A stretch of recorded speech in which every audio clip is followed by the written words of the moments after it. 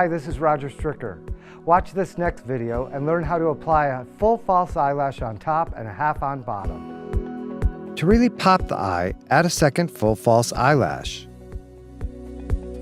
Again, break the band. Now, apply eyelash adhesive to the band and a small dot of eyelash adhesive in the corner of the top of the eyelash. This dot of glue will keep the false eyelash from drooping. Apply the lash starting at the inner corner of the lash line. Now follow the top of the eyeliner to create a space between the lashes.